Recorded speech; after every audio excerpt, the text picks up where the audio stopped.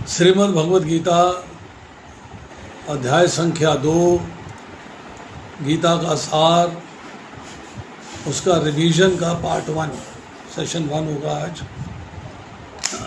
श्लोक नहीं पढ़ेंगे, आपको बस इसकी समराइज करके बताएंगे कि पार्ट 1 में क्या कहा गया है। और सबसे पहले पूरे चैप्टर 2 की समरी समझ लेते हैं कि चैप्टर 2 की समरी क्या है, ताकि आपको आइडिया हो जाएगा कि चैप्टर 2 में भगवान ने क्या क्या बातें डिस्कस करी।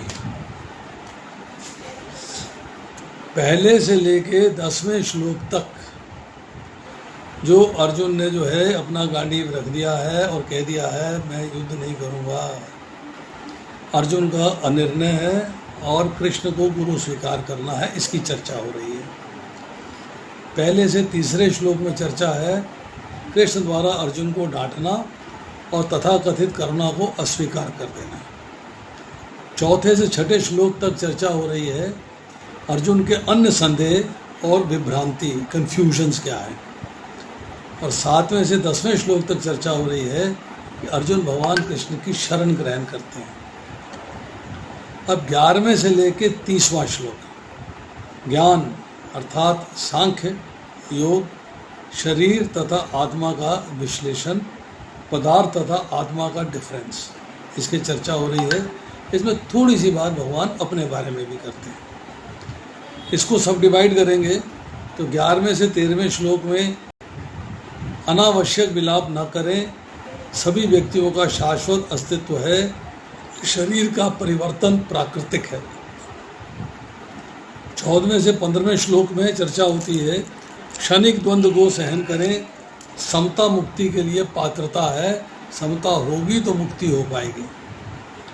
16वें से 22वें श्लोक में आत्मा अविनाशी है और शरीर विनाशी है, शरीर बदलना कपड़े बदलने के समान है।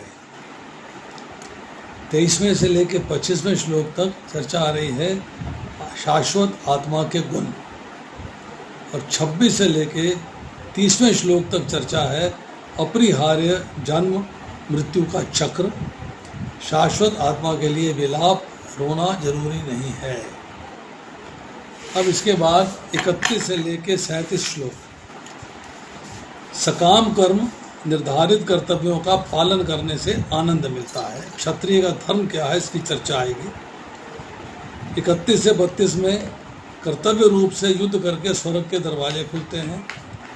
33 से 36 के बीच में युद्ध नहीं करने से पाप लगेगा, अकीर्ति होगी, निंदा होगी। 37वें श्लोक में युद्ध का लाभ क्या है, इसकी चर्चा आ रही है। 37वें श्लोक 38वें श्लोक में कर्तव्य रूप में समभाव से युद्ध करो। 39 से 40वें श्लोक में बुद्धि योग है, इस योग में कोई नुकसान नहीं, क्योंकि 38 से लेके और 53वें श्लोक तक बुद्धि योग की चर्चा आ रही है, अर्थात निष्काम कर्म योग की चर्चा हो रही है कि प्रतिक्रिया मतलब रिजल्ट्स के बिना विरक्तिपूर्ण कार्य करना। तो पहली बात हुई कर्तव्य रूप में संभाव से युद्ध करो, पाप नहीं लगेगा। 39 से 40 में बुद्धि योग, इस योग में कोई नुकसान नहीं है। 41 से 46 तक फिर सात्विक का बुद्धि और वैदिक कर्मकांड। 47 से 49 तक निष्काम कर्म योग का अभ्यास कैसे करें। तो 50 से 53 तक बुद्धि योग अभ्यास के लाभ क्या हैं। 54वें श्लोक में चर्चा आती है स्थित प्रज्ञ के बारे में अर्जुन के प्रश्न कि 54 से 72वें श्लोक के बीच में जो पूरा प्रकरण है, इसमें चर्चा आ रही है स्थित प्रज्ञ मुक्त आत्मा के गुण क्या हैं, अर्थात जीवन मुक्त स्थित प्रज्ञ अर्थात जिसकी बुद्धि स्थिर हो गई है, वो जीवन मुक्त है, उसके गुण क्या हैं। तो 54वें में स्थित प्रज्ञ के बारे में अर्जुन का प्रश्न है। 55वें श्लोक में उत्तर है, पहला उत्तर है स्थित प्रज्ञ के लक्षण क्या हैं। 56 और 57वें श्लोक में दूसरा उत्तर है स्थित प्रज्ञ के द्वंद्वों के प्रति प्रतिक्रिया क्या है। 58 से लेकर 63 तक तीसरा उत्तर है कि स्थित प्रज्ञ का आत्म संयम मतलब बैठना कैसे है, वह इंद्रियों को वापस कैसे खींच लेता है। विवेकी पुरुष को भी इंद्रिय नियंत्रण आसानी से नहीं होता, सिर्फ कृष्ण भक्ति से ही इंद्रिय नियंत्रण संभव है। अनियंत्रित मन की वजह से पतन के 8 स्तर होते हैं। और फिर उत्तर संख्या 4 54 से 64 से लेके 72वें श्लोक तक सिद्ध प्रज्ञ की इंद्रियों की संलग्नता अर्थात चलता कैसे है। भगवान की कृपा प्राप्त करके बुद्धि ही शीघ्र ही स्थिर और शांति प्राप्ति होगी। उत्तेजित इंद्रियां बुद्धि हर लेते हैं। सिद्ध प्रज्ञ अनुत्तेजित रहता है। सिद्ध प्रज्ञ गुण और उनका गंतव्य। ये है इस पूरे अध्याय की समरी। डिटेल्स इसके हौले हौले करेंगे हम।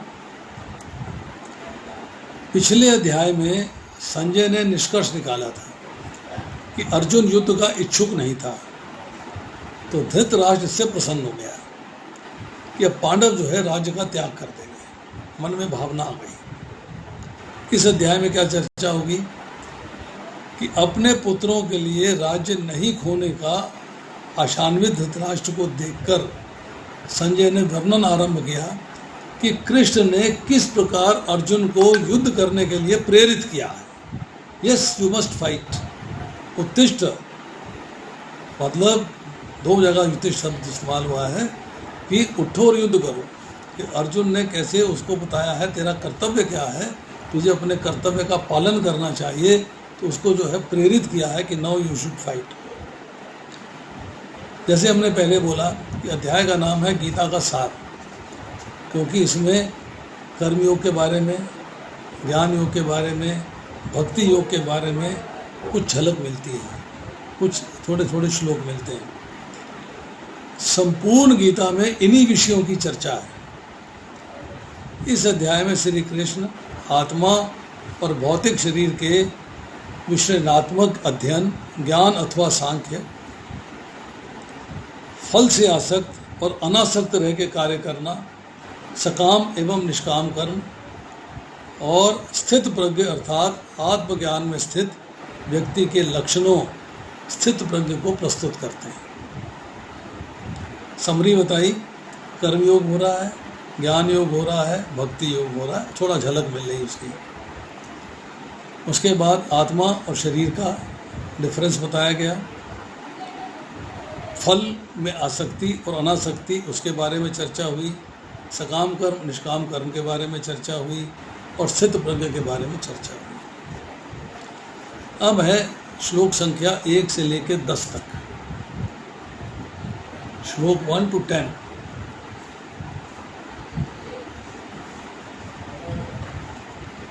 पहले से तीसरे श्लोक में कृष्ण जो है अर्जुन को डांट लगाते हैं।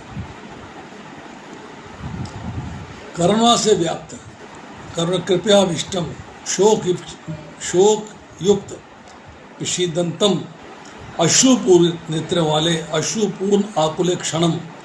अर्जुन को देखकर भगवान मधुसूदन ने ये शब्द कहे। क्या शब्द कह रहे हैं?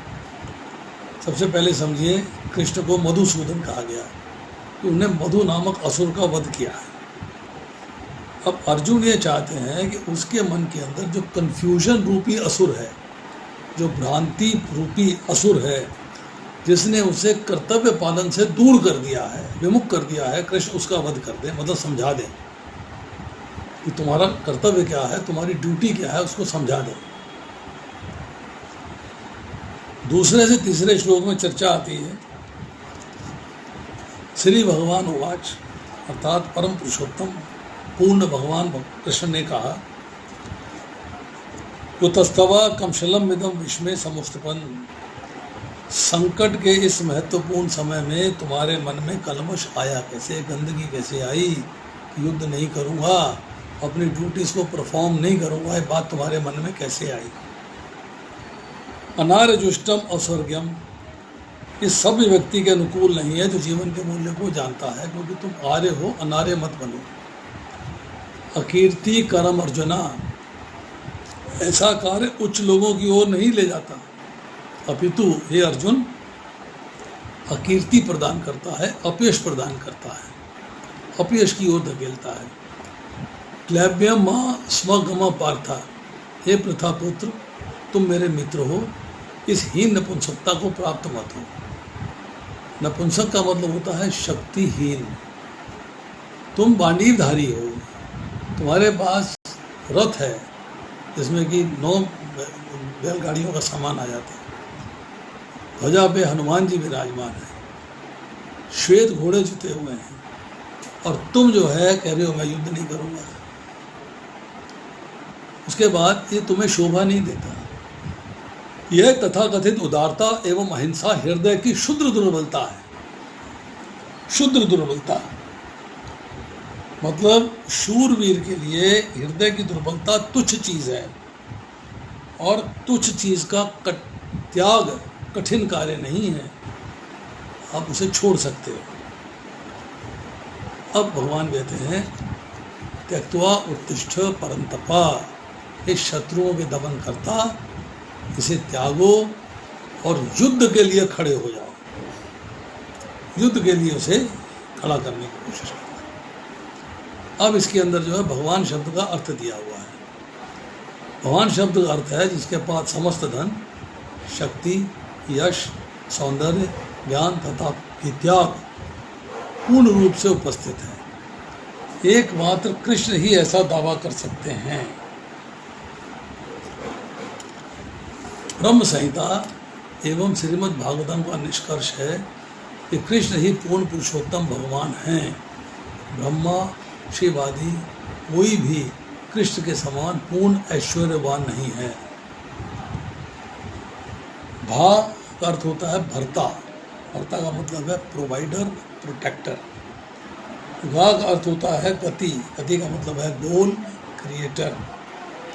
और वान, वान का मतलब होता है सर्वत्र सर्वव्यापी, मतलब भगवान सब जगह उपस्थित हैं, क्रिएटर हैं और पालन करता है। आगे जाके हम पढ़ेंगे सब कुछ भगवान से उत्पन्न होता है, भगवान उसका पालन पोषण करते हैं और भगवान में ही लीन हो जाता है। अब आती है बात कि आर्यन क्या है।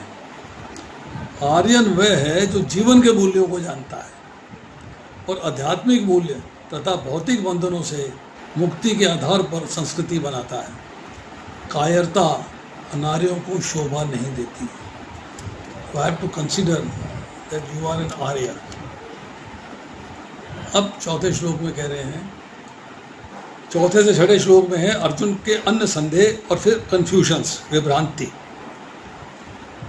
हे शत्रुहंता, हे मधुसूदन, मैं युद्ध भूमि में किस तरह भीष्म तथा द्रोण जैसे पूजनीय व्यक्ति पर उलटकर बाण चलाऊंगा। भीष्म पिता मैंने मुझे गोदी में खिलाया है, प्यार दिया है, स्नेह दिया है, लाड दिया है, वात्सल्य दिया है, और द्रोणाचार्य ने मुझे ज्ञान दिया है, ऐसा ज्ञान दिया है जो अपने पुत्र को भी नहीं दिया।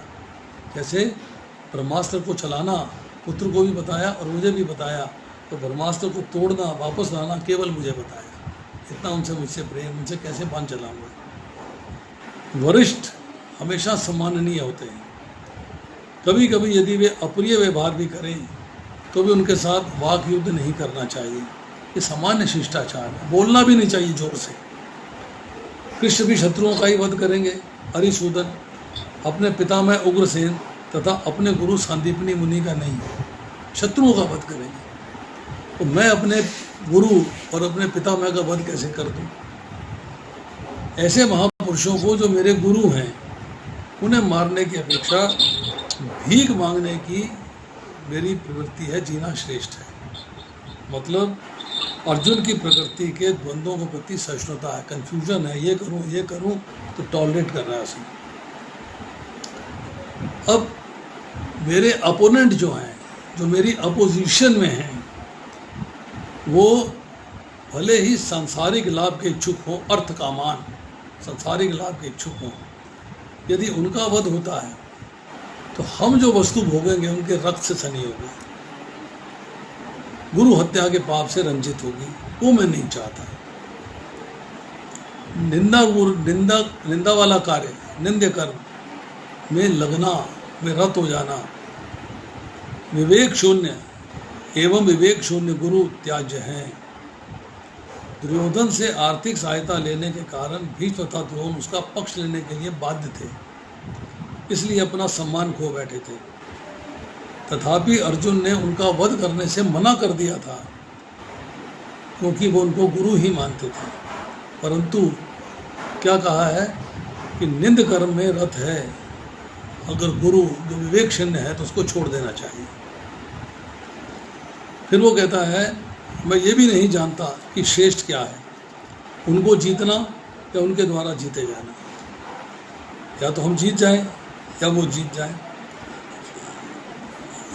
यदि हम धृतराष्ट्र के पुत्रों का वध कर देते हैं तो हमें जीने की परवाह नहीं करनी चाहिए। क्यों? कि वो हमारे सामने खड़े हैं भाई, कैसे मार दें उनको, कैसे हत्या कर दें उनकी, भाई बंधु हैं, रिश्तेदार हैं, संबंधी हैं, कैसे मार दें। अब अर्जुन को कन्फ्यूजन क्या है, भ्रम क्या है कि क्या मैं कर्तव्यपूर्ण युद्ध करूं और अनावश्यक हिंसा का कारण बन जाऊं, या मैं युद्ध से विमुख होकर भीख मांगकर जीवन यापन करूं। वैसे भी विजयी होना पक्का नहीं है, क्योंकि सामने बड़े बड़े योद्धा हैं, भीष्म पितामह हैं, द्रोणाचार्य हैं, विजय मिलेगी नहीं मिलेगी कन्फर्म नहीं है। और अगर जीत भी जाते हैं तो विजय पराजय के बराबर है, कि संबंधियों का वध करके हम सुखी नहीं रह सकते, वी कांट बी हैप्पी। अब धर्म के पालन के समझने के प्रयास में दुर्योधन की मति जो है भ्रमित हो गई है। फलस्वरूप दुर्योधन नहीं, अर्जुन की बात हो रही है, आई एम सॉरी। फलस्वरूप अर्जुन कृष्ण का मार्गदर्शन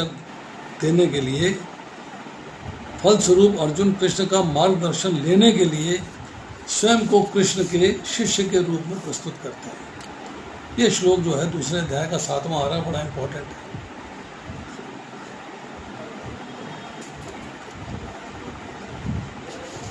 कार्पण्य दोषो अपत स्वभावा पिछामि त्वाम धर्म सम्मूढ़ चेता यच्छेह छा निश्चितम पुरोहितन्मे शिष्यस्ते हम शादी माम त्वाम प्रपन्नम। कार्पण्य दोषो अपत स्वभावा, मैं अपनी कृपण दुर्बलता के कारण शोकग्रस्त हूँ। कृपण होता है कंजूस, दुर्बलता है क्यों? अरे मैं गांडीवधारी, सफ़ेद घोड़े चित्र द्वारा दिए गए, मेरे को हनुमान जी ध्वजा पे विराजमान है, वरुण देव द्वारा दिया गया रथ है, मैं उस पे होने के बाद मेरे में कंजूसी आ रही कि मैं युद्ध नहीं करूँगा, शक्ति का प्रदर्शन नहीं करूँगा, तो ये मेरी कृपण दुर्बलता है। अब अपने कर्तव्य से भ्रमित होने के कारण मैं आपसे पूछ रहा हूँ, धर्म सम्मूढ़ चेता, मुझे धर्म क्या है ज्ञान नहीं रहा कि अर्थशास्त्र का पालन करूँ, आताइयों को देखते ही वध कर दूँ, या धर्मशास्त्र का पालन करूँ कि अहिंसा परमो धर्म। मेरे लिए जो श्रेयस्कर हो मुझे निश्चित रूप से बताएं। अब यहाँ पे आगे अर्जुन के मन में क्वेश्चन उठता है कि अगर मेरे को भगवान बताएंगे तो करना तो मुझे पड़ेगा, परफॉर्मर तो मैं रहूँगा, तो मैं कुछ ऐसा कार्य क्यों ना करूं कि मेरे को ना करना पड़े। तो क्या कहता है, शिष्यस्ते हम शादी माम ताम प्रपन्नम, अब मैं आपका शिष्य हूँ, आपका शरणागत जीव हूँ, कृपया मुझे निर्देश दें। एक बच्चा जो है माँ की शरण में होता है, छोटा है 8 महीने साल भर का, 6 महीने का, 4 महीने का, बच्चे को दूध पिलाना माँ का कार्य है, नहलाना धुलाना, पट्टी साफ करना, शुशु कराना, सब माँ का कार्य है, माँ करती है। और बच्चा बीमार हो जाएगा, डॉक्टर के पास जाएंगे तो डॉक्टर बच्चे को तो परहेज़ है नहीं, सिर्फ दूध पीता है, माँ को परहेज़ बता देगा, एसी में नहीं रहना है, बच्चे को निमोनिया हो गया है, ठंडी चीज़ें नहीं खानी है, ये नहीं खाना, वो नहीं खाना, ये नहीं करना, वो नहीं करना, कार्य माँ करती है, क्योंकि बच्चा माँ की शरण में है। अर्जुन कहता है कि अगर मैं भगवान की शरण में चला जाऊँगा तो मेरी जिम्मेदारी ख़त्म, सारी जिम्मेदारी भगवान की हो गई, मैं तो आपकी शरण में हूँ, आप मेरी केयर लो। बहुत स्मार्ट है। बट अब कहता है मेरी इंद्रियों को सुखाने वाले इस शोक को दूर करने का मुझे कोई साधन दिखाई नहीं देता, चाहे मैं देवताओं के आधिपत्य के समान समृद्ध निष्ठंक राज्य कभी क्यों ना जीत लूँ। मैं राज्य जीत लूँ तब भी जो मेरे शोक आ रहा है, संबंधी मारे जाएंगे, रिश्तेदार सारे समाप्त हो जाएंगे, कुल धर्म नष्ट हो जाएगा, कुल व्यवस्था खराब हो जाएगी, वन संकर संतानें उत्पन्न होगी, अधर्म प्रमुख हो जाएगा, ये मेरे को शोक दे रहा है, इसको दूर करने का कोई साधन मुझे दिखता नहीं। जीवन के कलेशों को सुलझाने और समाधान को समझने के लिए गुरु के पास जाना आवश्यक है। अर्जुन समझ गया है, उसका तथाकथित ज्ञान, धन और भौतिक सुविधाएं उसकी समस्या का निराकरण करने में व्यर्थ है। इसीलिए वह कृष्ण के साथ मित्रतापूर्ण बातों को बंद करना एवं कृष्ण का शिष्य बनना चाहते हैं, क्योंकि उन्हें कृष्ण से श्रेष्ठ कोई दिखाई नहीं देता। अब धृतराष्ट्र की बात आती है। धृतराष्ट्र जानकर खुश हुआ होगा कि अर्जुन युद्ध करने वाला नहीं है, उसके पुत्रों को राज्य मिल सकता है, लेकिन संजय ने आगे कहकर उसको निराश कर दिया। संजय ने कहा, हे शत्रुओं का दमन करने वाला परंतप अर्थात अर्जुन, ऋषिकेश कृष्ण से बोला, हे गोविंद, मैं युद्ध नहीं करूंगा, और चुप हो गया। यहाँ तक धृतराष्ट्र खुश है, युद्ध नहीं करूंगा, आई एम वेरी हैप्पी कि मेरे बेटों को राज मिल जाएगा, और पांडवों ने राज्य का मोह छोड़ दिया। अर्जुन को परंतप कहा गया है। हालांकि पारिवारिक स्नेह के कारण वह मिथ्या शोक से विभूत था, क्योंकि उसने परम गुरु कृष्ण की शरणागति स्वीकार की थी, बट शीघ्र पूर्ण ज्ञान से प्रबुद्ध होकर प्रकाशित होकर पुनः युद्ध करेगा, ऐसी आशंका अभी नहीं है, ऐसा डाउट है अभी भी। बट कृष्ण इंद्रियों के स्वामी ऋषिकेश कहलाते हैं, क्योंकि कृष्ण अब अर्जुन को युद्ध करने की बुद्धि को प्रकट करवाएंगे, बुद्धि को मोटिवेट कर देंगे, मॉड्यूलेट कर देंगे, चेंज कर देंगे। कृष्ण गोविंद अर्थात सर्वज्ञ कहलाते हैं, क्योंकि कृष्ण अर्जुन को उसका युद्ध धर्म बताएंगे, तेरी ड्यूटी क्या है, तेरा कर्तव्य क्या है, तो ये उसको बताएंगे। इंस्टिगेट नहीं करते, उसको कर्तव्य बताते हैं कि तुझे कर्तव्य का पालन कैसे करना है। तो अर्जुन की जो ज्ञान प्राप्त करने की योग्यता है, उसको उन्होंने एक भक्त के रूप में बताया। शम, दम, उसके मन और इंद्रियों पर पूर्ण नियंत्रण, भोग के प्रति उदासीनता, द्वंद्वों के प्रति सहिष्णुता और कृष्ण के उपदेश पर विश्वास। इसीलिए अर्जुन जो है मुक्ति के योग्य है। 10वें श्लोक में जब अर्जुन ने कह दिया कि मैं युद्ध नहीं करूंगा, तो भगवान को हंसी आ गई। लॉप्स भगवान हंसते हुए क्या कह रहे हैं, उनके मित्र गुडाकेश अर्जुन ने उनका शिष्य बनना स्वीकार किया है, फिर भी उन्होंने अपने स्मित हास्य को दबा दिया और तुरंत गुरु की भूमिका को ग्रहण कर लिया और अपने शिष्य को डांटते हुए गंभीरतापूर्वक बातें की। पहले ऋषिकेश अर्जुन के प्रति प्रेम के कारण वे उसके शब्दों से नियंत्रित थे, और अर्जुन के हित के लिए प्रेम के कारण ही वे अर्जुन के मन के नियंत्रक बन गए। अब इसके बाद प्रकरण है 11वें से लेके और 30वें श्लोक का। हमने अभी तक जो है 10 श्लोक किए हैं। ये एक लंबा प्रकरण है, पूरा शरीर और आत्मा का भेद है। ये अगर आप चाहें तो इसको आज भी कर सकते हैं, या इसको चाहें तो अगली बार भी कर सकते हैं। कोई दूसरा चैप्टर बहुत इम्पोर्टेंट है, हम इसको थोड़ा कंडीशंस में करें, मतलब इसे कहते हैं कि इंस्टॉलमेंट्स में करेंगे। तो पहले मेरा अनुरोध है कि पहले 10 श्लोक जो हमने किए हैं, छोटा लेक्चर है, नो प्रॉब्लम, पर समझदारी की बात यह है कि इनको पहले समझा जाए। आप समझ लीजिएगा, रिवीजन चल रहा है, रिवीजन में थोड़ा टाइम लगेगा, क्योंकि प्रकरण है। कैसे प्रकरण है? अब है 11वें से लेके 30वां श्लोक, फिर 31 से लेके 37वां श्लोक, फिर उसके बाद 38 से लेके 53वां श्लोक, फिर 54 से लेके 72वां श्लोक। तो 4 या 5 बार में जो है सेकंड चैप्टर ख़त्म हुआ है। अभी 9:10 हो गए हैं। अभी तक जो हमने किया है, इसमें किसी का कोई प्रश्न है तो पूछ सकता है। He is most welcome to ask.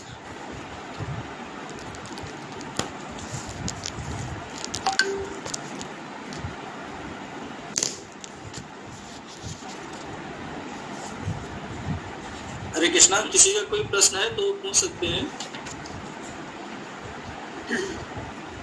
Hare Krishna प्रभु जी, इसकी रिकॉर्डिंग भेज दीजिएगा, बस धीरे धीरे सुनिए। ठीक है माता जी, मैं आपको भेज दूंगा, इसी ग्रुप में डाल दूंगा। जी इस ग्रुप में तो आपको मिल जाएगी। प्रभु जी पहले भी जो लेक्चर हुए हैं ना, सबकी लिस्ट बना के ग्रुप में डाल दीजिए। प्रभु जी ताकि मैं क्लास के बाद आपको एक बार कॉल करूँ, कैसे क्या मतलब से आपके हमारे पास सारे जूम पे डाउनलोड है प्रभु जी, तो उसको